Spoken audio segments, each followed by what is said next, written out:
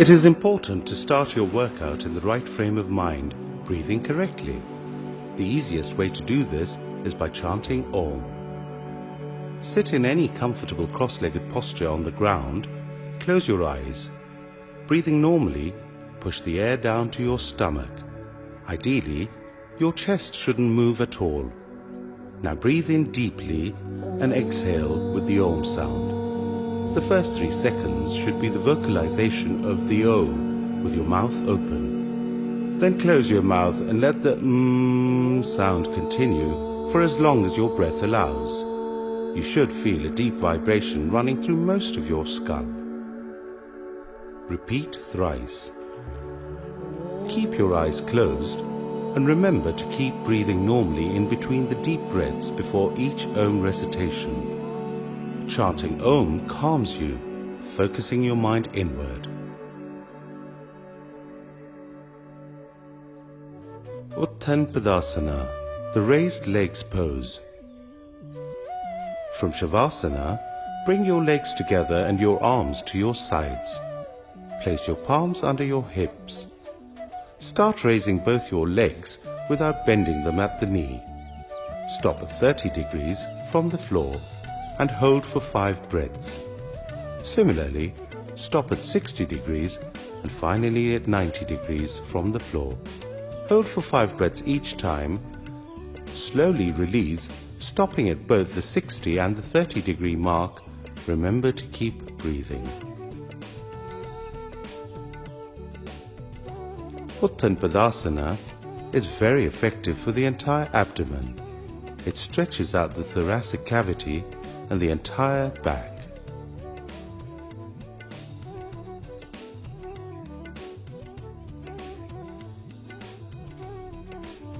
Ardha Pavan Muktasana with one leg, the leg lock pose. From Shavasana, bring your legs together and your arms to your sides. Bend the right leg at the knee. Bring the thigh as close to your abdomen as possible. Bring both arms around the right leg, locking your fingers just below the knee joint. The other leg remains straight, still on the ground. Keep the foot relaxed. Press the thigh into the abdomen. Slowly release in the reverse order. Repeat with the other leg.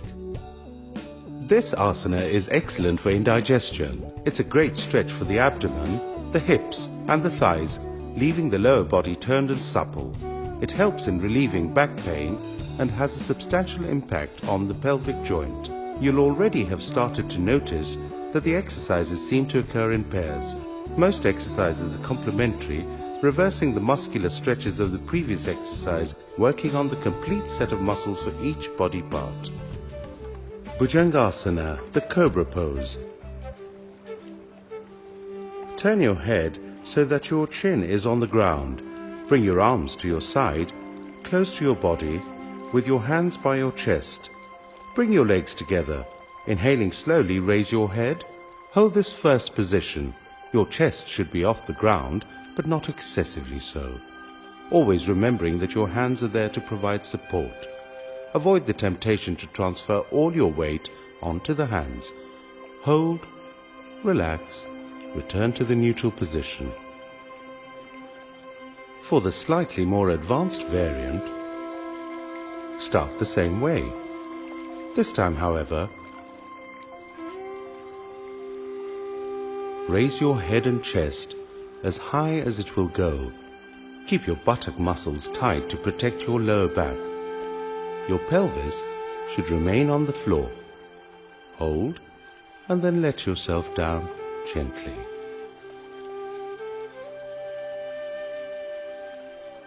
The cobra pose stretches the spine, strengthens the back and arms, and opens up the lungs and the thoracic cavity. It's great for the neck.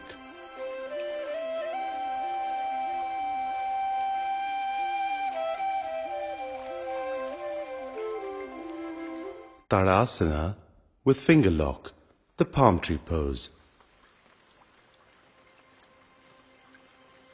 Standing upright, with your back straight and a slight distance between your legs, lock the fingers of both your hands and raise them as one unit above your head. Continue to try and reach upwards with your hands. Breathe in. Rise to your toes. Breathe normally. Hold the posture. Feel the stretch through every section of your body, even through the top of your head. Reverse the process on the exhale and watch your breath as it passes down from your head through your chest and stomach, legs and feet. Relax and then repeat. The focus here is on the straightness of the posture one holds, improving balance, self-awareness and breathing. Simple Prishtasana, backward bending. This is a variation of the first of the standing postures. Broaden your base by placing your feet about shoulder width apart. Make sure you are comfortable and balanced. As you breathe in, place your arms on your waist. Now bend backwards as far as you can. Use the hands as support.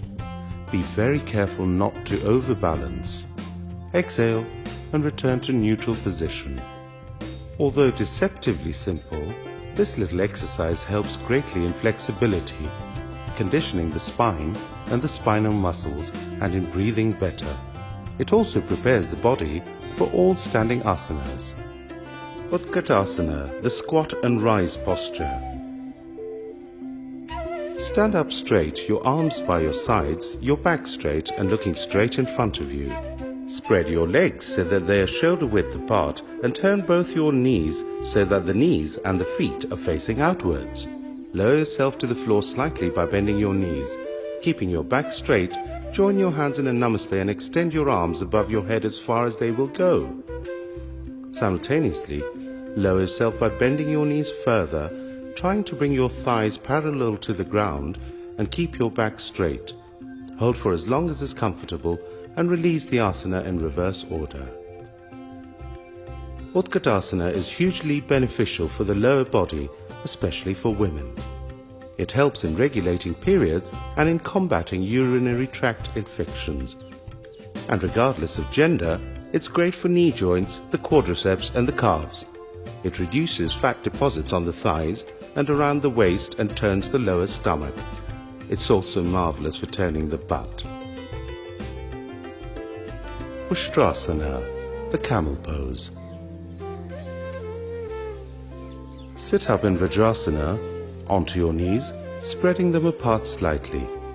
Reaching back, grasp the left ankle with the left hand and the right ankle with the right hand and stretch, arching the back and thrusting the abdomen forward. Tilt the head as far back as possible. Breathe gently. Exhale and return to the kneeling position. The Ustrasana, like the Dhanurasana, is a powerful posture for stretching the spine, back muscles, shoulders and arms. It is best practiced later in your asana routine when most of your muscles are limber.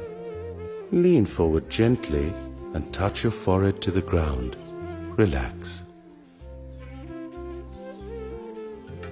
Yoga Mudra, the attitude of psychic union. Sitting in Padmasana, the lotus pose, or in a simple cross-legged posture, or even in Vajrasana, lock your fingers together behind your back so that they form a single unit. Slowly bend forward, starting from the waist, then the back, and finally the neck until your forehead touches the ground. Hold, and then slowly sit up again. This is an excellent workout for the abdominal muscles and aids in increased overall flexibility.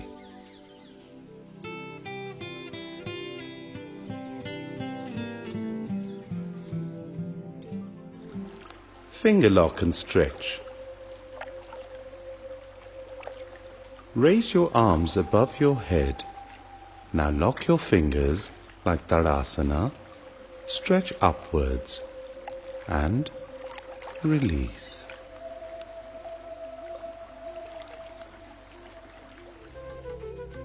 Brahmari, the humming bee breath. The point of this pranayam is to hum like a bee, setting up a deep vibration in your skull. Cover your eyes and block your ears. This will give you a far stronger sense of the vibrations. The hum is achieved by chanting Om without vocalizing the O. This helps calm and focus the mind, but because it also vibrates the throat strongly, it has a profound impact on the thyroid gland, increasing metabolism, balancing hormonal secretion, and helping serotonin release.